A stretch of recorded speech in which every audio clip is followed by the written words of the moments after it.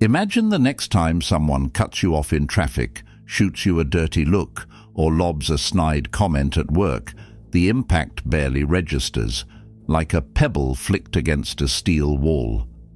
You feel the initial jolt, sure, but instead of letting that spark ignite a wildfire of anger, you pause, breathe, and watch the emotion dissolve before it even gathers heat. That is the moment where power lives, and most people never claim it. We drift through our days on emotional autopilot, letting every rude barista, impatient coworker, or clueless family member hijack our inner state as if we were programmable toys. But what if your mood were non-negotiable? What if your peace of mind sat behind an unbreachable gate, guarded by reason, self-respect, and a bit of stoic discipline? Picture carrying an internal switchboard. All those flashing buttons labeled annoyance, rage, resentment are there, but your fingers hover calmly above them, choosing deliberate response over automatic reaction. It isn't denial. You still register disrespect and unfairness, but you refuse to let them rent space in your head. The Stoics called this prohairesis, the sovereignty of your inner judgment. Modern psychology calls it emotional regulation.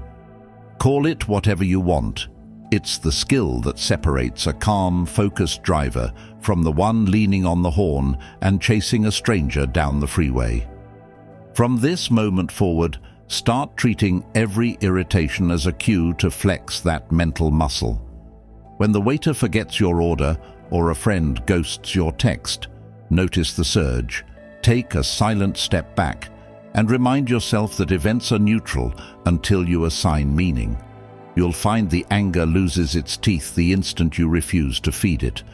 Hold that image, because the rest of this journey will add layer after layer to that unshakable calm until losing your cool simply isn't part of who you are anymore. After you've felt the power of refusing anger, the next step is snipping the strings that tie your mood to other people's applause or criticism. Most of us were raised on gold stars and social media likes until strangers' opinions felt as necessary as air. The moment you let outside voices grade your worth, you hand them the remote control to your emotions. A single sarcastic shrug now detonates hours of self-doubt, and one casual compliment inflates an ego that pops at the first pinprick. Stoics kept a different scorecard. Marcus Aurelius wrote that fame is merely the clacking of tongues, a bunch of fleeting vibrations in someone else's throat. Remember that image whenever feedback hits your ears. Before you absorb it, run a two-part filter. First, is there actionable information here? Second, does it align with the standards you set for yourself? If either answer is no, treat the remark like spam, note its arrival, then drag it straight to trash. You're not becoming numb, you're becoming discerning. When a colleague gushes over your work, keep the useful details, appreciate the kindness, and move on.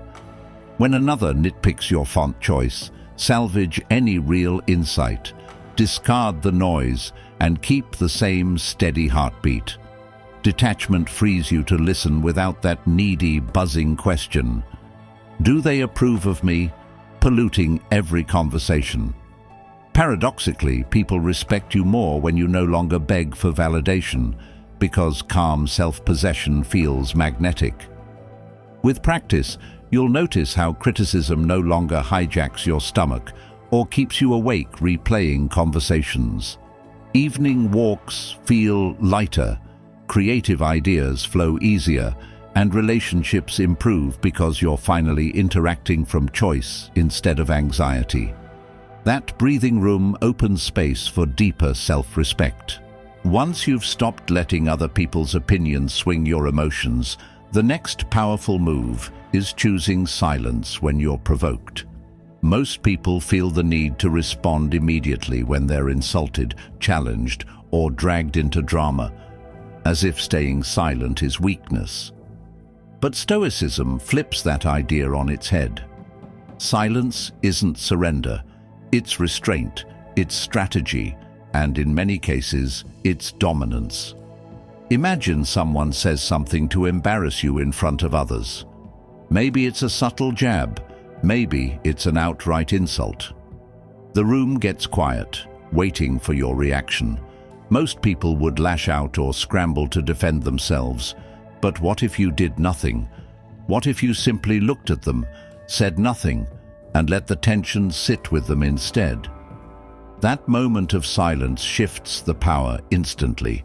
You're no longer playing their game. You're reminding them that not everything deserves a reaction, and your peace isn't cheap. The more you practice this, the more you realize how often people bait you not because they want answers, but because they want control. They want to trigger you. Silence short-circuits that entire system. It starves the drama of oxygen. It lets the fire burn out on its own. Think of it like this. When you throw back anger, you're feeding the fire. But when you pause, breathe, stay quiet, that flame loses its fuel. It's not about avoiding problems or bottling your emotions. It's about choosing when and how your energy gets used. And silence protects your energy like nothing else. In a world addicted to noise, your calm is disruptive. It's unsettling. It sends a message that you're in control of yourself, no matter what anyone else does. And the truth is, most of the things we regret saying were said in moments we should have stayed silent. So next time someone pushes you, ask yourself, do I need to speak, or do I need to stay in power? Once you've mastered the art of silence, it's time to confront one of the most toxic emotional habits we carry, expecting people to act how we would. You hold the door open for someone and they breeze past without a thank you. You go out of your way to support a friend, and when you're struggling, they vanish. You think, I would never do that to them. That thought right there, that's the trap. The belief that others should mirror your effort, your values, your standards. But here's the Stoic truth. They won't. They can't. People operate from their own wiring, shaped by experiences, beliefs, priorities, and wounds you'll likely never see. Expecting them to act like you is like expecting the weather to behave how you want. It doesn't work, and trying to force it only leads to frustration. When you drop the expectation that others will do what you would do, you stop being constantly disappointed. That co-worker who interrupts you in meetings, that friend who flakes again. You stop thinking, how dare they, and start thinking, that's who they are. And from that place of clarity, you can respond, set boundaries, create distance, or just let it roll off your back. Without that emotional weight of betrayal, letting go of these expectations doesn't mean tolerating disrespect. It means recognizing what you can control, and other people's behavior isn't one of those things. Your reaction? Always in your hands.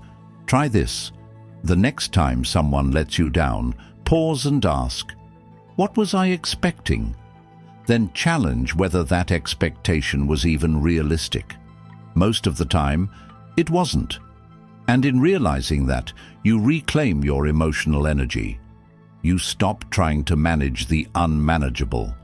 People will show you who they are, believe them, and decide what you need to do to protect your peace, because your peace is yours, and the more you expect it from within, the less you'll need it from anyone else. Now let's talk about the internal pause, the single most powerful move in emotional self-control. It's that brief space between something triggering you and what you choose to do next. Most people live in full reaction mode. Someone disrespects them, they fire back instantly. A situation doesn't go as planned, they explode in frustration. But what if, in that exact moment, you did nothing, not forever, just for a second? That pause is where your power lives. It's not passive, it's active. It's the conscious choice to not let the moment own you. Imagine this. You're driving, someone cuts you off dangerously close. The knee-jerk urge is to yell, speed up, throw a hand gesture. But if you pause, even for one breath, you give your brain a chance to override the emotion and respond like the version of yourself you actually want to be. This isn't weakness, it's mastery. The Stoics didn't deny emotion, they delayed reaction so their logic could catch up. That split-second pause is the wedge between chaos and composure. Use it everywhere. In arguments, take a breath before replying. When reading a nasty message, close your phone for 5 seconds. When your plans collapse, sit in the frustration without trying to fix it right away. This pause is your training ground. It interrupts the cycle of impulse and allows you to respond from strength instead of weakness. And here's what's wild. Over time, the pause gets longer. That space between stimulus and response expands. You become calmer, more strategic, harder to provoke. It's not about being a robot. It's about being the kind of person who refuses to hand over emotional control to random people and random moments. So next time life tests you, and it will, don't react right away. Just pause. In that space, you'll find clarity. In that space, you'll find power. Once you start mastering that pause, you'll notice something else rising to the surface. The need to protect your energy, not just react slower, but give less of yourself to people and situations that don't deserve it. And that's where boundaries come in. Not the kind where you suddenly cut everyone off or build walls around your life, but the kind that quietly say, this is what I allow, this is what I don't. Most people don't set boundaries because they're afraid of how others will respond. Will they be offended? Will they stop liking me? But here's the truth. People might get uncomfortable, but your peace will thank you for it.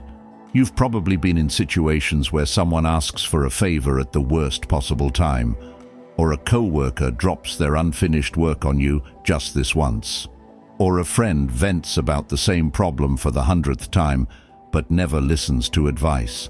You say yes, even when you're exhausted, because you feel guilty saying no. But every time you ignore your limits, your resentment grows. And resentment is just anger that had no boundary to protect it. The Stoics understood this deeply. They didn't go around telling everyone off. They simply decided who and what got access to their mind, time, and energy. Boundaries are not rejection, they're preservation. When you say, I can't help right now, or that doesn't work for me, you're not being difficult, you're being honest. And honesty with yourself and others is the foundation of inner peace. Start small. Delay your yes. Practice saying, let me get back to you, before committing to anything. Notice what drains you and create space from it. Over time, people will adjust, or they'll leave. Either way, your energy stays protected. And the stronger your boundaries become, the less angry you'll feel, because you're no longer volunteering for situations that burn you out. There's another subtle thief of peace most people nurture without realizing it: the compulsion to prove you're right. Think about the last time someone challenged your opinion on politics, parenting, or which route was faster. Your pulse quickened, your voice sharpened, and suddenly the conversation became a courtroom. Winning felt vital, even if the topic itself was trivial. But here's the paradox. Every time you have to be right, you're wrong about what matters. The Stoics saw truth as something to pursue, not to wield as a weapon. When your ego insists on victory, you trade calm for chaos, relationships for one-upmanship, clarity for tunnel vision. Picture two people in a tug of war. The harder each pulls, the tenser the rope becomes. Now imagine dropping your end. The tension vanishes instantly because the fight needed both participants' resistance to exist. That's what letting go of being right feels like. The rope collapses and you walk away lighter. It's not surrendering principles. It's prioritizing peace over pride. Next time a debate flares, pause and ask, if I win this argument, what do I actually gain? 9 times out of 10, the answer is fleeting validation and lingering resentment. Instead, try genuine curiosity. Interesting. Tell me more about why you see it that way. Suddenly, the battlefield becomes a classroom. You might learn something, or simply learn that the other person values different things. Either outcome costs you nothing. And if the discussion circles the drain, release it. We may just see this differently, and that's okay. You preserve your energy, and the other person loses any ammunition to keep firing. Over weeks of practicing this, you'll notice fewer emotional hangovers after conversations, more mental space for creative thought, and deeper, calmer connections. Letting go of the urge to win every exchange isn't losing. It's choosing to invest your words instead of wasting them. There's a silent weight most people carry daily, and they don't even realize it. Emotional residue from past betrayals, grudges, disrespect, or pain they never processed. That lingering bitterness. It's like dragging a heavy bag through life. Every insult replayed in your mind, every wrong you hold on to like evidence for a trial that never comes. But here's the Stoic truth. Holding on doesn't punish the person who hurt you. It punishes you. It poisons your peace, your focus, your growth. Anger might feel like power in the moment, but when it lingers, it becomes self-sabotage. Imagine gripping a burning coal, waiting for the perfect time to throw it at someone. You're the one getting burned. The longer you hold it, the more it scars. That's what resentment is. And letting go isn't about excusing what happened. It's about choosing not to bleed for it every day after. The Stoics weren't naive. They understood injustice, betrayal, and cruelty. But they also knew you don't need closure from another person to move on. You give it to yourself the moment you decide, this will not follow me any further. Letting go starts by acknowledging what hurt you. No pretending, no minimizing. Sit with it, feel it, then ask yourself, what is this costing me now? Peace, energy, sleep. Is it worth dragging through the rest of your life? Probably not. Then reframe it. What did you learn? How did it reveal something about that person, or even yourself? Now you've taken something that once controlled you and turned it into insight. It's not about forgetting. It's about not allowing the past to interrupt your present anymore. Real strength isn't in vengeance or bitterness. It's in walking away clear-headed, light-hearted, and forward-focused. Let go not for them, but for you. Because peace is a path, not a prize. And it gets easier to walk the moment you stop carrying what's behind you. Now that you've released what no longer serves you, it's time to replace that emotional clutter with something far more powerful: gratitude. At first, that might sound like a cliché or a soft response to anger, but gratitude is actually one of the most practical tools in the Stoic arsenal. Why? Because it disrupts negativity at the root. You can't be genuinely angry and grateful at the same time. The two emotions can't breathe in the same space. So when you train your mind to default to gratitude, you interrupt the emotional spiral before it gains momentum. Think about the last time everything felt like it was going wrong. Plans falling apart, people irritating you, small inconveniences stacking up. Your focus narrows to what's missing, what's broken, what's unfair. But Stoicism flips that focus. What do I still have? What remains under my control? What's still going right? That shift doesn't magically fix the situation, but it calms the storm inside you. And from that calm, better solutions often appear. Start practicing in the small moments. You're stuck in traffic. You still have a car. Someone's rude to you. You still have the choice to respond with grace. Work's overwhelming. You still have the ability to improve, pivot, or rest. Gratitude doesn't ignore reality, it refocuses it. It says, yes, this is hard, but I'm not powerless. I'm not empty. I still have tools. I still have time. Make it a daily habit. At the end of the day, ask yourself what went right, no matter how small. A good cup of coffee, a stranger holding the door, a moment of silence. These aren't throwaway details. They're anchors. When you train your mind to spot what's good, you start to build emotional armor, not by ignoring what's wrong, but by refusing to let it define your state. That's not weakness. That's wisdom. And it's how you stay grounded even when life shakes you. You've now sharpened every Stoic tool you need to stay calm, pausing before you react, setting firm boundaries, letting go of old grudges, and swapping outrage for gratitude. Remember, this isn't about becoming emotionless. It's about refusing to let outside forces drag you around. Some days you'll nail it, other days you'll slip, and that's fine. Mastery is repetition, not perfection. Each time you notice anger rising and choose a different response, you're strengthening a mental muscle most people never exercise. A rude comment? Air. A co-worker's jab? Static. A friend's silence. Their story, not yours. You stay anchored because your peace is off limits to anyone who hasn't earned it. Picture carrying that steadiness through your week, traffic jams, deadlines, family drama, and still feeling light enough to laugh at the end of the day. That's the payoff. Energy reclaimed, focus sharpened, relationships healthier, because you're no longer operating from reflexive defense. And the beauty is, it compounds. One mindful pause today makes the next one easier, until calm becomes your default setting rather than a special occasion. So start small. Pick a single moment tomorrow, maybe that first annoying email, and practice the pause.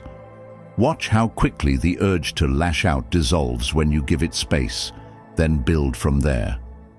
If this journey resonates, drop a comment below with the technique you'll test first and share the video with someone who's tired of letting anger write their script. Emotional freedom isn't a distant summit. It's the choice you make in the very next breath.